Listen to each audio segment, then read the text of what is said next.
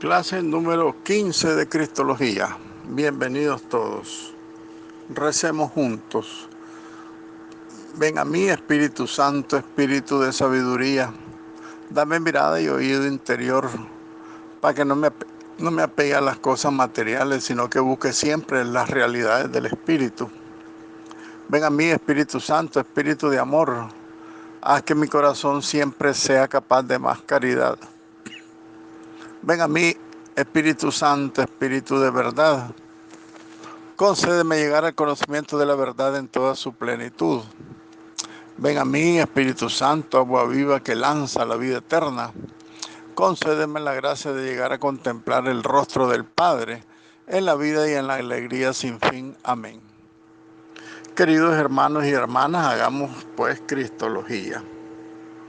En el último capítulo de este documento, el número 5, que refiere las diversas cuestiones cristológicas, estamos analizando la encarnación del Hijo de Dios. En ese misterio de Dios que se hace hombre. En la clase anterior nos salió una palabra nueva que quiero que la reflexionemos. Esta palabra es Jesús Sar y Jesús Dios, ¿verdad? Decíamos pues que qué clase de naturaleza tomó el Hijo de Dios cuando se hizo carne. ¿Qué significa Emmanuel, Dios con nosotros? El Evangelio de San Mateo capítulo 1, 23. ¿Fue verdaderamente hombre o bien tenía razón los gnósticos o los docetas de los primeros siglos, quienes afirmaron que se trataba solo de una apariencia para dar la impresión de que era hombre? Las herejías, por su lado, de los primeros siglos derivan en la noción o en el concepto hindú, según la cual Dios aparentó hacerse hombre en una falsa encarnación, que en realidad nunca lo fue. Sus pies nunca tocaron la tierra, nunca dejó huellas, dice el hinduismo. Y es parte de la base de las herejías antiguas. Los docetas en primer lugar, ¿verdad? Los gnósticos también ocupan un lugar preponderante en el Jesús histórico. Eso significa prácticamente esta frase, ¿verdad? Los sabios de Babilonia, por su lado, compartían también esa idea de que los dioses no moran en la carne, dice el libro de Daniel en el capítulo 2. En contraste, la Biblia presenta al Hijo de Dios haciéndose realmente hombre, cuyos pies tocaron la tierra. Sí, tocaron la tierra y dejó huellas ensangrentadas. La historia universal lo dice, que a él lo mataron. Y el apóstol San Juan también advierte a la iglesia cristiana contra el error de negar que Jesucristo ha venido en carne. Lo dice en su primera carta de San Juan en el capítulo 4. En el lenguaje del Nuevo Testamento, entonces, el término carne corresponde a sark, la palabra que mencionábamos en la clase anterior. La palabra habitual para designar el mismo tipo de carne, el mismo tipo de naturaleza que es común a los seres humanos, a los caídos hijos e hijas de Adán y Eva, según la ley de la herencia. Al hacerse hombre, entonces, Cristo, Dios, no se hizo pecador como lo somos nosotros, por supuesto, porque Él era Dios. Pero tomó sobre su naturaleza impecable, divina, tomó nuestra naturaleza pecaminosa, a fin de poder socorrer a los que son tentados, dice la carta a los Hebreos, capítulo 2. Se hizo realmente hombre con el objeto de salvarnos. Debía encontrarnos ahí donde estábamos, en el pecado, ¿verdad? Sus poderosos y abarcables brazos alcanzan hasta el pozo más profundo en el que podamos haber caído, ¿verdad? Para sacarnos de ese fango, de ese lodo del pecado. Jesucristo es capaz de simpatizar con nuestras debilidades porque Él compartió con nosotros nuestras propias debilidades, dice la carta a los Hebreos capítulo 4. También Jesucristo conoce por experiencia propia en su propia carne la fuerza de todas las tentaciones, puesto que jamás sucumbió a ninguna de ellas. Él está claro y las conoce las tentaciones porque Él es Dios. El Padre lo envió en semejanza de carne de pecado, dice San Pablo en los Romanos capítulo 8. Esta semejanza se ha traducido del griego homoioma, de donde deriva nuestra palabra homogéneo, que es igual a nosotros. Y en esa en esa carne, venció el pecado, saqueó el reino de las tinieblas, rompió el dominio de este poder de las tinieblas sobre la humanidad, el poder del pecado sobre la humanidad. Y es poderoso también para rescatar a todo pecador que se entregue a Él, ¿verdad? Que se entregue al apóstol y sumo sacerdote de la fe que profesamos, que es Jesucristo, dice la carta a los Hebreos, que habíamos señalado también la vez pasada. La carta a los Hebreos juega un gran papel en la cristología. Entonces, en contraste con esta verdad salvadora que la Sagrada Escritura presenta, que la Biblia, el Nuevo Testamento presenta, esta doctrina o dogma ampliamente popular de la Inmaculada Concepción consiste en la suposición de que la Virgen María, al ser concebida en el seno de su madre, experimentó una exención que rompió la herencia genética con el Adán caído, de forma que obtuvo una carne santa y una naturaleza sin pecado, que fue la que a su vez confirió a su Hijo Jesucristo. Por eso la importancia pues de la Inmaculada Concepción de la Santísima Virgen María, en atención a los méritos de su Hijo Jesucristo, ¿verdad? Y suena piadosa y bonita, pero en realidad justifica el pecado de nuestra naturaleza humana. La implicación de la Inmaculada Concepción es que resulta imposible, ¿verdad? Extremadamente difícil para el hombre el que conozcamos cómo Cristo venció, según lo que dice el Apocalipsis. Entonces, por lo tanto, necesitamos mucho mejores nuevas, todas esas cosas de las que nosotros poseemos, y ese conocimiento que poseemos de Jesucristo, porque de esa manera nosotros profundizamos en su misterio, ¿verdad? Entonces, en un segundo tema sobre la encarnación del Hijo de Dios, en un segundo tema nosotros nos preguntamos, por lo tanto, ¿por qué un Dios hombre? Ya lo reflexionábamos, ¿verdad? La clase anterior, pero valga el repaso para continuar con nuestro tema de hoy. San Anselmo respondía a esta pregunta con la tesis de que Dios se encarnó para salvarnos. La encarnación es para la salvación. Y esta afirmación discrepa con Santo Tomás, y las respuestas solo podrían partir de la revelación, que como además directamente no da respuestas exhaustivas, es algo que queda en el mismo misterio. Dice Santo Tomás de Aquino que el Verbo se encarnó para que toda la creación, especialmente el hombre, pueda existir orientado a Dios. Toda la creación, incluido el hombre, exista orientado hacia Dios. También ejerce Cristo una función propia en el plan salvífico que Dios mismo había dispuesto desde el principio, o desde antes de la creación del mundo, digámoslo así.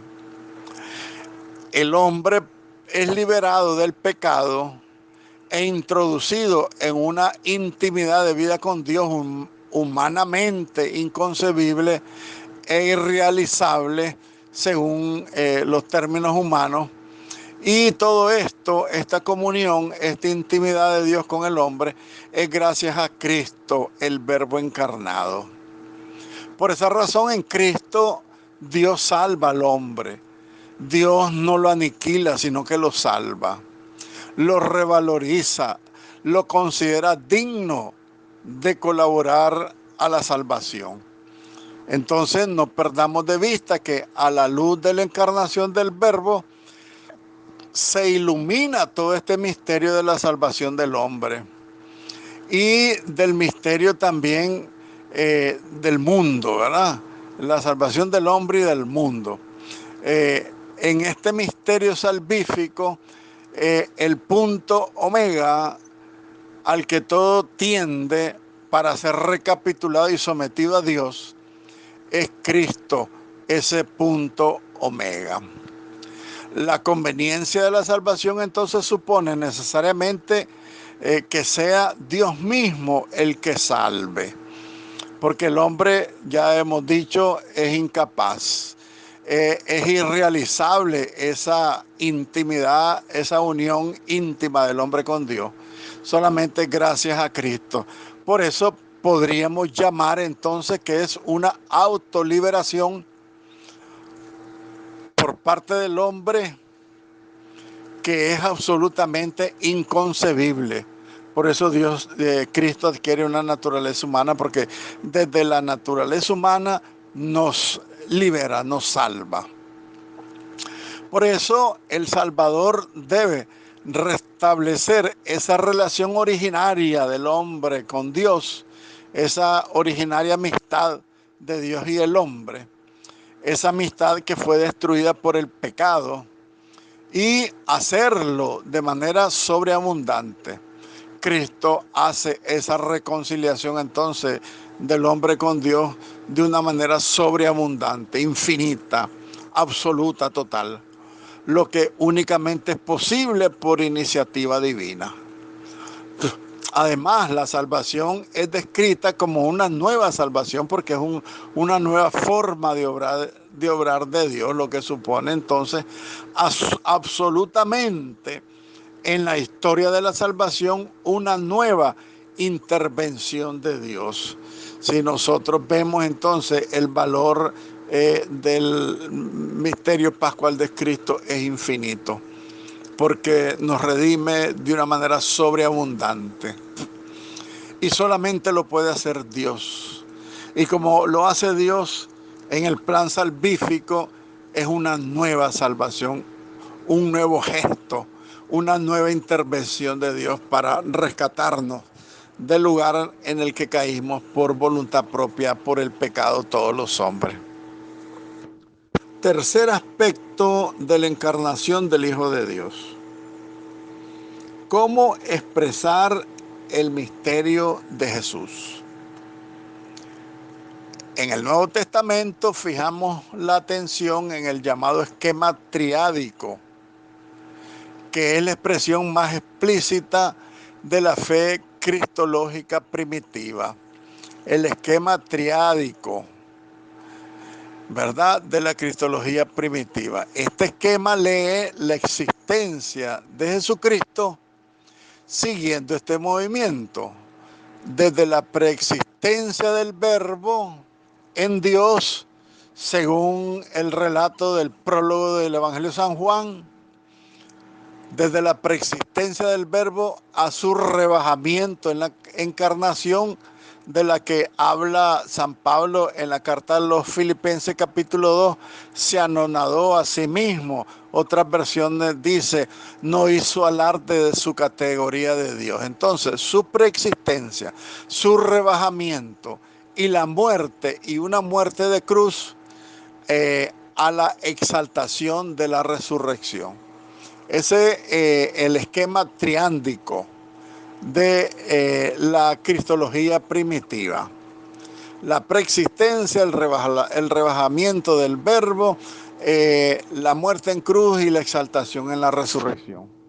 Entonces, la enseñanza de la preexistencia de Jesucristo como verbo de Dios en la intimidad de la Santísima Trinidad, esta enseñanza de la preexistencia de Cristo supone la afirmación de fe de que el verbo o el Hijo de Dios existe desde toda la eternidad junto al Padre y que tiene una existencia personal desde la eternidad. Él es persona divina, independiente de todo esto de la encarnación. Por eso la preexistencia del verbo es el eslabón que une la cristología y la doctrina trinitaria. Y es el paso, por lo tanto, obligatorio para plantear el discurso sobre el Dios cristiano. ¿Cómo podemos expresar el misterio de Jesucristo? Es el título de esta reflexión.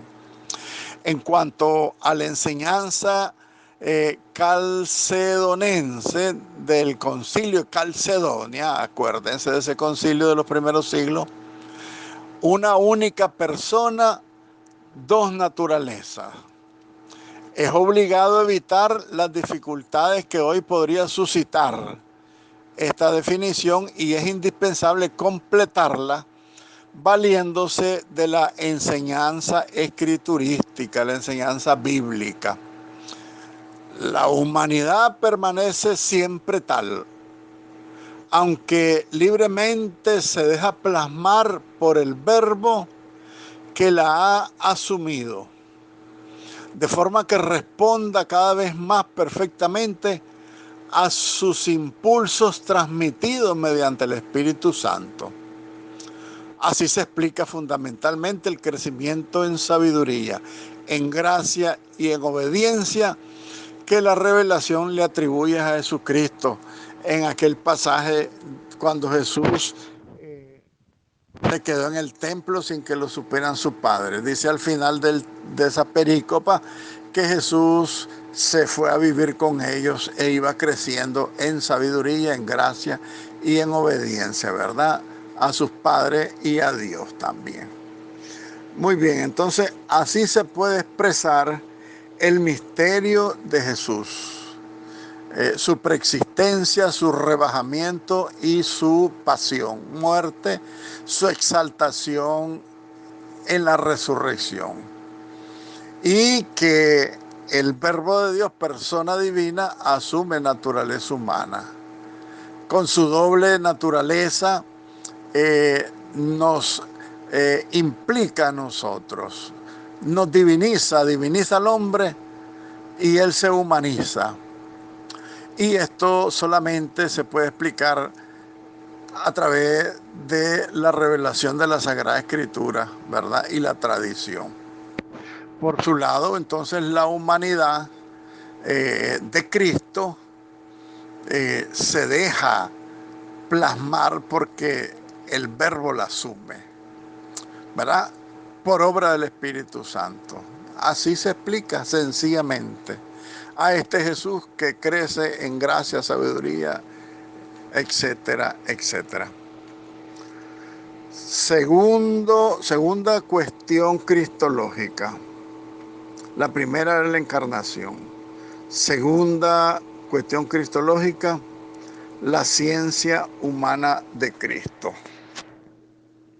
El título es El conocimiento humano de Cristo. El conocimiento humano de Jesucristo lo abordamos interrogándonos sobre su amplitud y sus relaciones con el conocimiento divino de Jesús, así como de la presencia de la ignorancia y el error en Cristo. No es que Cristo haya tenido error o haya tenido ignorancia, pero la Sagrada Escritura nos da testimonio de algunos aspectos de su humanidad. No es que Jesús haya ignorado muchas cosas, por supuesto que no, porque dice la Sagrada Escritura que él iba creciendo en sabiduría y en gracia, ¿verdad? Y el Espíritu de Dios estaba en él. en obediencia a sus padres. ¿Qué dice sobre esto la Sagrada Escritura, el Nuevo Testamento? Ante todo, en el Nuevo Testamento falta por completo el interés por la psicología de Jesús. Únicamente se encuentran diseminadas algunas breves anotaciones que dan a entender que la psicología humana de Jesús era muy compleja. Con todo, pueden analizarse los siguientes aspectos. Los siguientes aspectos, por ejemplo, ¿verdad?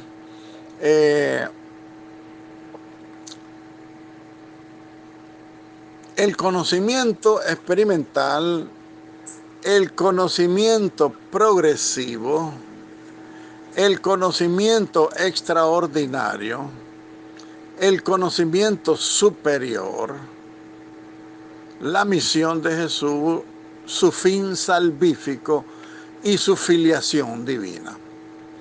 Empecemos por el primero según el relato del Nuevo Testamento. El conocimiento experimental. Jesús estaba dotado de un conocimiento de este tipo. Un conocimiento limitado y progresivo como el de toda persona humana. Se encontraba arraigado en su tiempo, en su cultura. Hace 2000 años la cultura de los pueblos era como muy sencilla. Adopta decisiones y en sus actos se refiere continuamente a las personas que encuentra y a la realidad que le rodea. Ese es un poco el conocimiento experimental. Toda la experiencia que él va adquiriendo de la cultura de su tiempo y de las relaciones continuas con las personas de su tiempo. Por eso el conocimiento experimental debe ser, en segundo lugar, el conocimiento progresivo. Como conocimiento humano de Jesucristo, de origen experimental, que es el tema que nos atañe ahorita, que se desarrolla paulatinamente, resulta también concebible en los textos escriturísticos, por ejemplo, del Evangelio de San Lucas capítulo 2, en la carta a los Hebreos capítulo 5, 8. Ahí podemos hacer un estudio, ¿verdad?, de lo que dice la Sagrada Escritura del conocimiento experimental y progresivo de Jesucristo. Un ejemplo que les he puesto yo anteriormente es que cuando a Jesús lo toca la mujer hemorroísa, él pregunta: ¿y quién me tocó? Y los discípulos le dicen: ay, pero mira cómo vas de apretado y aquí todo el mundo te toca. Entonces le dice Jesús: no, dice que salió una fuerza de mí. Entonces Jesucristo va conociendo de la experiencia que va teniendo, ese desarrollo, ese conocimiento progresivo que él va teniendo de todas las habilidades y las cualidades de todo un Dios. En tercer lugar, el conocimiento extraordinario. Los evangelios señalan además entonces la presencia en Cristo de un tipo de conocimiento extraordinario, humanamente inexplicable. Lástima que no estamos leyendo la Biblia, porque valdría la pena hacer un repaso con la Biblia en la mano. Pero lo voy a preparar más ampliamente para que repasemos en la próxima clase este testimonio, pues, de la Sagrada Escritura sobre la ciencia de Jesucristo, ¿verdad? El conocimiento humano de Cristo, los testimonios que dice el Nuevo Testamento, la evolución doctrinal posterior a la Sagrada Escritura y algunas puntualizaciones teológicas sobre este tema, ¿verdad? Ok, el conocimiento extraordinario de Jesucristo lo vemos, por ejemplo, aquí te hace referencia al Evangelio de San Mateo capítulo 9 y San Marcos capítulo 11. Pero yo también agregaría el Evangelio de San Lucas, cuando Jesús se está discutiendo a los 12 años con los maestros de la ley y los doctores. Dice la Sagrada Escritura que ellos quedaban asombrados de sus respuestas y de sus conocimientos, ¿verdad? Entonces ahí vemos que Jesús tiene un conocimiento extraordinario. Después habla en estos testimonios del Nuevo Testamento el conocimiento superior de Jesucristo. El conocimiento experimental, el conocimiento progresivo, el conocimiento extraordinario y el conocimiento superior. Su conocimiento religioso aparece decididamente superior al de sus contemporáneos, ¿verdad? A todos los mismos maestros de la ley quedaban asombrados y admirados de sus respuestas, de su sabiduría, de sus reflexiones en las sinagogas, cuando él tomaba los textos y hacía la reflexión del texto. La misión. Jesús sabía que era el Mesías. Estamos hablando entonces de un conocimiento extraordinario, de un conocimiento superior. O también podemos hablar de la ciencia experimental de Jesús, la ciencia progresiva de Jesús, su ciencia extraordinaria, su ciencia superior. Y todo esto, sacamos la conclusión de que en la misión Jesucristo ya sabía que era el Mesías, que era el Salvador. Él estaba consciente de esta función, porque le decía a los discípulos, para esto he venido. Y cuánto deseo ya tomar esta copa. De tal manera que en el Evangelio de San Marcos, por ejemplo, está todo el construido sobre esta convicción de Jesucristo. Entonces San Marcos hace referencia de toda esta sabiduría de Jesucristo, que él ya se conocía, se sabía el Mesías, él se sabía que era el Salvador del mundo. Y lo sabía tan perfectamente que todos los judíos no lo entendieron, porque los judíos, empezando con los maestros de la ley y los doctores y los sacerdotes del templo, esperaban un Mesías triunfante, rey, guerrero, y él sabía que su misión era la misión del siervo sufriente. Ahora, en este conocimiento o en esta ciencia superior de Jesucristo, él también sabe el fin salvífico de su presencia, y también él se sabe y conoce su filiación divina. El fin salvífico. El momento central de su misión es la pasión, es la cruz y, por supuesto, la resurrección.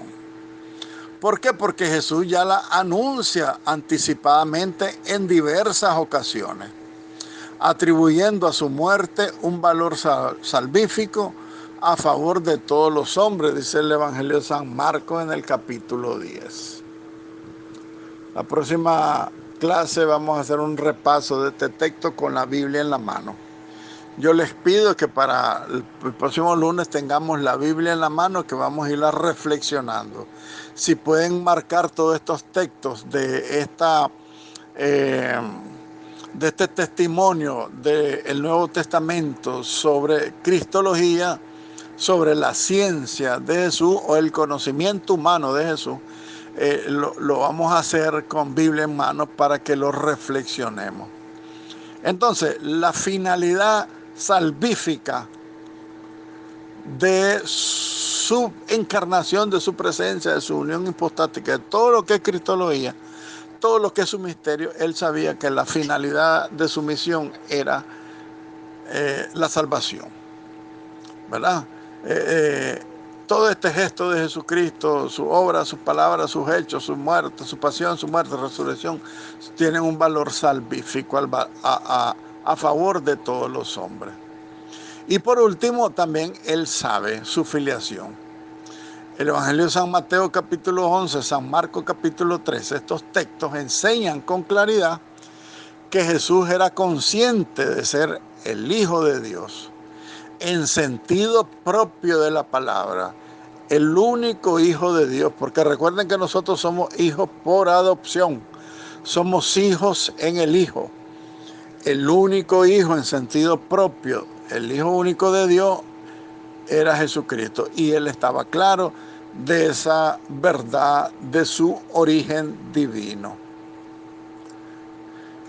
¿Cuál fue la evolución doctrinal de la ciencia de Jesucristo? Del conocimiento humano de Cristo. Tenemos que decir que el tema de la psicología humana de Jesucristo ha sido profundizada reiteradamente en el curso de toda la historia de la Iglesia, en el curso de todos los siglos. No se puede realizar aquí un estudio exhaustivo de todo, pues, esta evolución doctrinal, ¿verdad?, de la ciencia de Cristo. Solo haremos algunas referencias claves, ¿no? La teología patrística. Primero vimos lo que es la Sagrada Escritura, ¿verdad? Pues la teología patrística, la teología medieval. Después nos tiramos directamente al siglo XX, nuestro tiempo, la modernidad. Entonces, ¿cómo ha sido la evolución doctrinal de la ciencia de Jesucristo? ¿Qué dice la patrística? Los santos padres hasta la crisis nestoriana, Nestorio el hereje, generalmente se admitía sin dificultad el carácter limitado del conocimiento humano de Jesús. Posteriormente se fue abriendo paso la tendencia de atribuir a Cristo un conocimiento humano perfecto, por supuesto que en desarrollo, pero al final perfecto, como reacción al agnostismo, los agnósticos, los nestorianos, todos los que negaban todas estas verdades cristológicas, ¿verdad?, de la ciencia humana de Jesucristo. Los padres pues tomaron cartas en el asunto entonces y fueron haciendo, ¿verdad?, en su estudio cristológico una tendencia para ir atribuyendo a Cristo, desde los inicios de la patrística, que el conocimiento humano de Jesucristo era perfecto, si bien estaba sometido a un progreso del mismo conocimiento. La teología medieval, iniciando pues con la escolástica y los padres del medioevo, insistirán en la plenitud del conocimiento humano de Cristo. En esta línea, por ejemplo, Santo Tomás de Aquino llega a hablar de una ciencia triple en Jesucristo, ¿verdad? La ciencia beatífica, la ciencia infusa y la ciencia adquirida. Situación que se mantuvo hasta principios de nuestro siglo. Fíjense qué interesante, pues, la teología tomista sobre la ciencia de Cristo, ¿verdad? La triple ciencia. Cada una tiene su explicación. La ciencia beatífica, porque él era Dios, era sapientísimo. La ciencia infusa, lo que el Espíritu Santo le inspiraba a él, la tercera persona de la Trinidad le inspiraba a él en su conocimiento. Y la ciencia adquirida, pero en el sentido meramente humano, porque la persona divina como tal existe únicamente pues la ciencia beatífica, ¿verdad?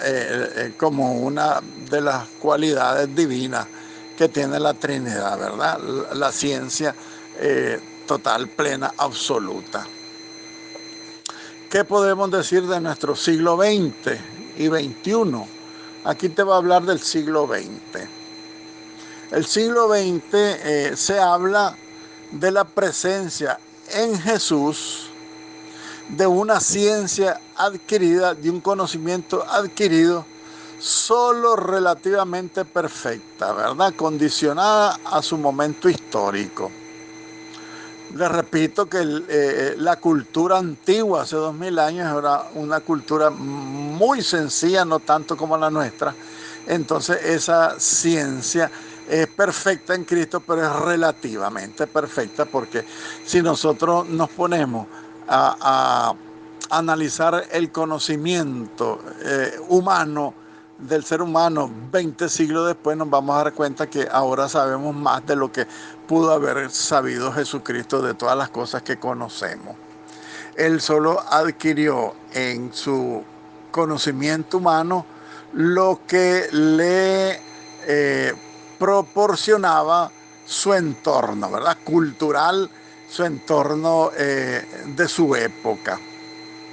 Y la atribución a la ciencia beatífica de la función de manifestarle a Cristo su personalidad divina también ya se tenía clara en el siglo XX. Entonces, dos cosas, ¿verdad? Una ciencia humana relativamente perfecta al tiempo de su existencia en su cultura, y también se le atribuye la ciencia beatífica porque Jesucristo pues era una persona divina. Y en cuanto a la ciencia infusa, ya se maneja en el siglo XX que no se la ve ya como un conocimiento enciclopédico, porque la ciencia infusa quiere decir que le viene de fuera, que Jesucristo no era una enciclopedia, pues, sino que se la consideraba limitada a su tiempo, de conformidad con el rebajamiento de la dignidad divina a la dignidad humana, al que Cristo quiso someterse en la encarnación. Entonces, interesante pues la reflexión que se hace de esta teología tomista sobre la triple ciencia de Jesucristo, ¿verdad? La ciencia beatífica, la ciencia infusa y la ciencia, a ver, perdónenme el repasar, ¿verdad? La ciencia de Cristo es beatífica porque Dios, la ciencia infusa porque recibe de su siglo, de su entorno, de su cultura, conforme a su rebajamiento de Dios a hombre, y por lo cual pues él va adquiriendo poco a poco esa ciencia hasta llegar a la perfección humana de su tiempo, la ciencia adquirida de Santo Tomás. Ciencia beatífica, ciencia infusa y ciencia adquirida. Puntualizaciones teológicas sobre el conocimiento humano de Cristo. Parece oportuno tratar aquí algunos puntos particularmente discutidos, tanto en el caso de la toma en consideración de la ignorancia y el error como límites del conocimiento experimental de Cristo. Respecto a la ignorancia de Cristo, está claramente atestiguada en los evangelios, de los cuales se desprende que Jesús iba aprendiendo. Jesús ignoraba ciertos acontecimientos y pedía explicaciones. Indudablemente forma parte de la condición histórica del hombre, de su tiempo, en el que el Hijo de Dios quiso aparecer aquí entre nosotros, y no constituye un problema desde este punto de vista, desde su ciencia humana. Y de forma análoga también hace referencia al error desterrado, no obstante cualquier error que suponga en él la mínima imperfección moral. Entonces se trata de otro tipo de error. Hablándose de la existencia de una especie de pantalla entre el conocimiento divino y el humano, que impedía que el primero, el divino, se refleje en el segundo, en el humano, salvo cuando lo requiera su misión salvífica. Entonces Jesús quería ocultar, digamos así, su divinidad, porque la divinidad solamente se la revelará a los humildes y a los sencillos, dice Jesucristo. Te doy gracias, Padre, porque estas cosas del reino se las ha revelado solamente a los humildes y a los sencillos, no a los sabios. o a los que se creían sabios en su tiempo. Entonces, en eso se puede hablar de cualquier error en el sentido de la mínima imperfección que puede existir en Cristo, pero excluyendo lo moral. Jesucristo era Dios, no podía inclinarse a hacer las cosas malas. Porque la parte moral significa eso, es la actuación, cómo vamos a actuar en la moralidad de nuestras actitudes. Jesús nunca actuó en contra de la moral, de la ley divina, de los mandamientos, nunca.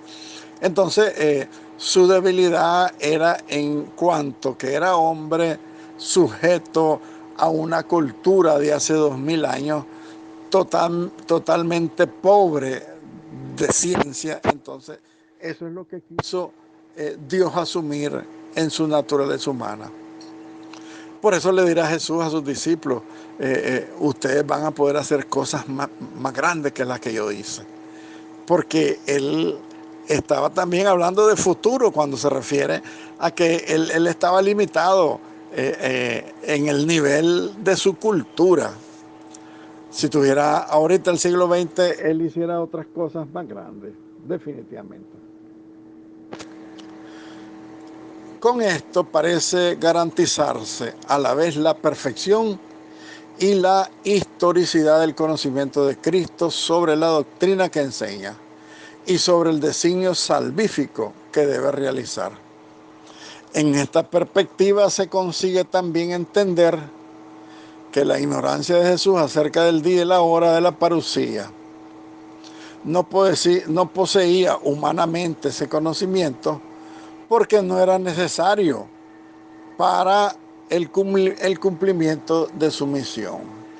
Estamos hablando de la ciencia, del conocimiento humano de Jesucristo. Como Dios, Jesús sabía el día y la hora de su parucía. Él bien lo sabe. Pero como hombre, en su ciencia humana, él no lo conoció, por eso lo expresó. El día ni el día ni la hora lo sabe el Hijo del Hombre, dice solo Dios. Porque no era necesario para el cumplimiento de su misión, que era la redención. Ave María, gracia plena, Dominus tecum, benedicta tu mulieribus, et benedictus fructus ventris tui, Iesus. Santa María Mater Dei, ora pro nobis peccatoribus, nunc et in hora mortis nostre. Amén.